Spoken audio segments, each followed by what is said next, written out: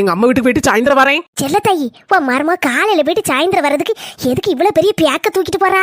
எதுக்குள்ள என்னவோ இருக்கு போல இருக்கு. ஏன் இப்படி பியாத்த கணக்கு இருக்க? என்ன ஏதுன்னு பாரு, வாங்கி பேக்க கொண்டா. ஆனா ஒண்ணு இல்ல, வேற துணிமணி தான் இருக்கு. துணிமணி மட்டும் இருக்குன்னா கையில கொடுக்க வேண்டியதுனே. அந்த பைக்குள்ள என்ன வச்சிருக்கியா? கொண்டாத. அதனை கேட்டேன். இங்க இருந்து ஒவ்வொரு நகையா எடுத்துட்டு போய் அதை வச்சு உங்க அம்மைக்கு துட்டு கொடுக்க.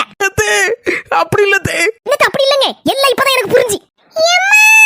எட்டிய மக்கா வந்துட்டியா? எப்ப பார்த்தாலும் உங்க அண்ணிகாரிக்கு சப்போர்ட் பண்ணுவில்ல. இந்த பாத்தியடி பெரிய ஆரம், இத கொண்டு அம்மா வீட்ல அட வச்சு அம்மை கொடுக்க போறா. அதுக்கு எனக்கு தெரியாம பைக்குல வச்சு தூக்கிட்டு போறா. அம்மா, அன்னைக்கு மேல தேவையில்லாம வீண் பழியே போடாதம்மா. அந்த நகையை கேட்டதே நான் தான் அட வைக்கிறதுக்காண்டி. என் புருஷன் ஏகப்பட்ட கடனை வாங்கி வச்சிருக்காருமா. அதான் என்ன செய்யன்னு தெரியாம முழிச்சிட்டு இருந்தேன்.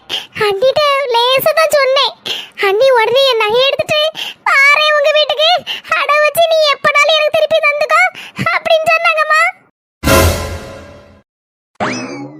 மர்மல ஒண்ணு புரிஞ்சுக்கிடாம அடுத்தவ பேச்சு கேட்டுட்டு ஆடுனது குத்தம் தான். மர்மல என்ன மன்னிச்சிரு மர்மல. ஒரு நல்ல மனசை புரிஞ்சுக்கிடாம இருந்துகிட்டே மன்னிச்சிரு மர்மல, மன்னிச்சிரு.